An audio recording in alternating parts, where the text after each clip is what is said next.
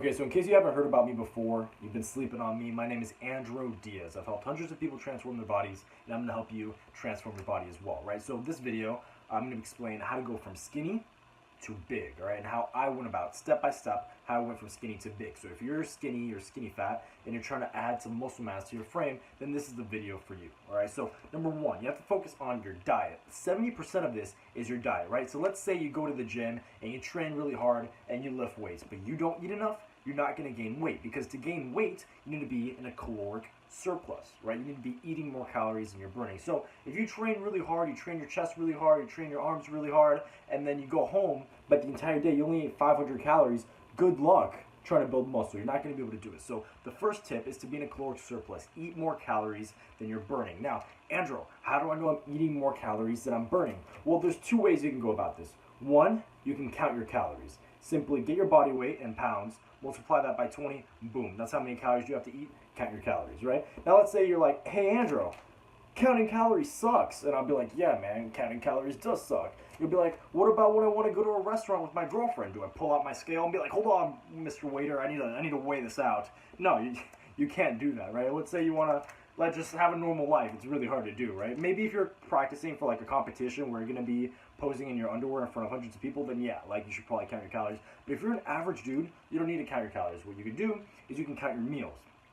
Now, this isn't as accurate, but it's much more lifestyle friendly. So what you can do is, let's say in the morning you have some type of carbs and fats with some type of protein. So let's say you eat 4 or 5 eggs with some oatmeal, right? That counts as one meal. Then the next meal, just have about the size of your hand in protein and about the size of your hand in some carb and a little in like some fats, right? And then you just count your meals throughout the day. So let's say you start off eating 3 meals a day, like normal. You're eating 3 meals a day, and you weigh yourself, you measure your arms after a week, see if you gain any weight, see if you gain any size. You're like, wow, I gained absolutely freaking nothing. Then you're like, maybe I should up it to 4 meals a day. You go on to 4 meals a day, right? Maybe just like white rice with some steak. Add that meal into there, all right? So you're eating 4 meals a day now. You weigh yourself out, you measure your arms. After a week, oh my God, absolutely no gains. You up it to 5 meals a day. You eat 5 meals a day every day. After the week, you're like, whoa, I built some muscle mass. You know you're doing something right, and you keep eating 5 meals a day. It's that simple, right? And let's say you up it, you decide to go crazy, and you're like, all right, I'm gonna eat 27 meals a day. Nobody's gonna eat more than me. And then after a week, you go on the scale and you notice, oh my God, I don't have a 6-pack anymore. Oh my God, my stomach looks bigger. Then you realize you need to cut down the meals, maybe eat less meals. So you're gonna have to find it out by experimenting on yourself for a couple weeks, or you can simply count your calories and bring scales to restaurants, or look up the calories of the restaurant online. It's either way has its pros and cons. That's up to you to decide what you want to do.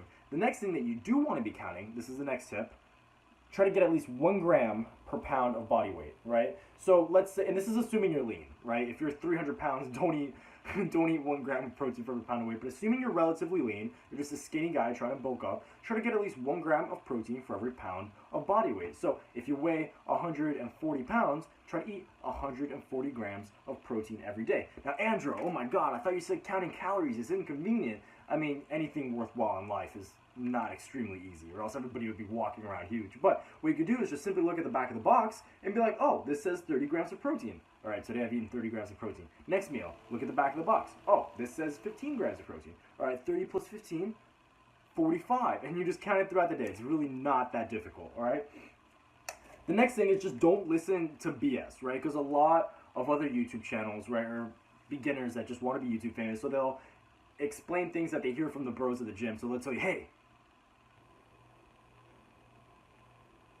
bro, you know you shouldn't eat carbs after 6, right? Because it'll make you fat, which is absolutely not true. Bro, you know creatine is like taking steroids, right? And just a lot of BS in the fitness industry and on other YouTube channels and people at the gym. So don't listen to BS from other people. I recommend this channel specifically because everything I say is science-based. It's been confirmed, right? So on to the next thing, your training, right? So I just covered the diet portion, onto the training. The first thing you need to do is get a routine.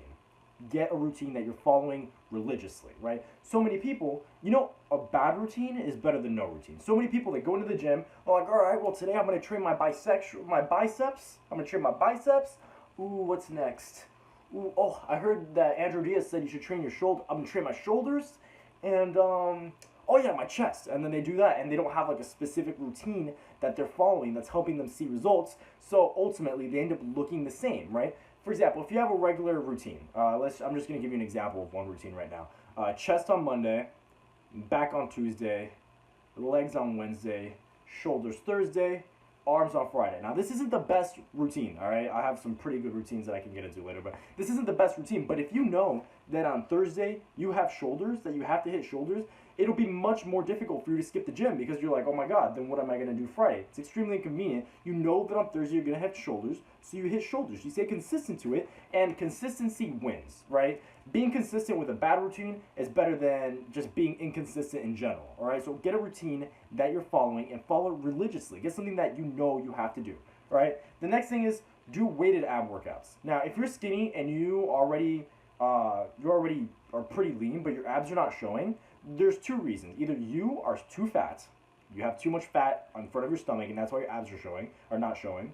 Or two, your abs are not built enough. So if you want your abs to show without flexing, if you want your abs to look nice, you need to be lifting weights with your abs, right? Now I have other weighted ab workouts on this channel. I'm not going to go through an entire ab workout with you here, but go look through my channel. My name's Andrew Diaz. I should say it down there. Look through my videos. I have some ab workouts on there.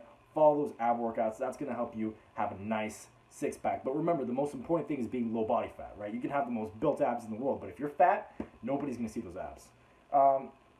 The next thing is get enough rest throughout the week. You notice that routine I gave you, the 5-day routine, you have the entire weekend to rest, right? You should be resting at least 1 day per week, right? One reason is because your muscles build when you're resting. Your muscles do not build when you're lifting the weight. That's when you break down the muscle. You see, in the gym, you break down the muscle, and then after you're done breaking down the muscle, when you rest and recover, that's when you build the muscle. So get enough rest, right? So sleep at least 8 hours a night and have at least one rest day in the week to let your body recharge, to let your nervous system recharge so you can continue to keep getting stronger. So get enough rest. And yes, I'm reading from a notebook because I have horrible memory, so I wrote down little bullet points so I can remember to go through it. I know some guy in the comments still was like, he's reading from something. Yes, I'm sorry. Like, the next thing is progressive overload. That simply means that you should be getting stronger every time you work out, right? Now, every time you work out, Andrew, that's impossible. If you've been lifting for years, you shouldn't get stronger every workout. Yes, I've been lifting over 5 years. I've been training since I was 12 years old, and I still get stronger every workout. Now, that doesn't mean lift more weights every workout. That could also mean do more sets every workout, or do more reps every workout, or do every workout with better form. Let's say you were doing 135 last workout, but you were only going halfway down. Instead of adding more weight, maybe try to go all the way down this time. Just make every workout progressively more difficult with either more weights, or less rest time, or better form, or whatever it is, maybe more reps, more sets. Make the workout more difficult for you every single workout, all right? And then after that, again, I already covered the sleep. And then another thing is, don't stress out so much. Stressing out, worrying about that chick who hasn't banged you yet, right? Stressing out about random things in life lowers your testosterone levels, increases your cortisol levels, and it makes it more difficult for you to improve your body. So stop stressing out so much. The last and final tip is subscribe to this YouTube channel and click the little notifications, all right? So you get notified when I come out with these videos. I come out with these videos on Thursday, every Thursday, right? So look out for it. Please subscribe. I'm tired of having a small YouTube channel. It's honestly like really frustrating since I have such good content, but at least in my opinion. So subscribe. Stay posted with those videos. I'm going to be teaching you exactly how to transform your body. I hope that helps, and I'll see you next time. If you like this 50 Shades of Gains tank top, you'll see soon where you can get it. And yeah, that's the end of the video.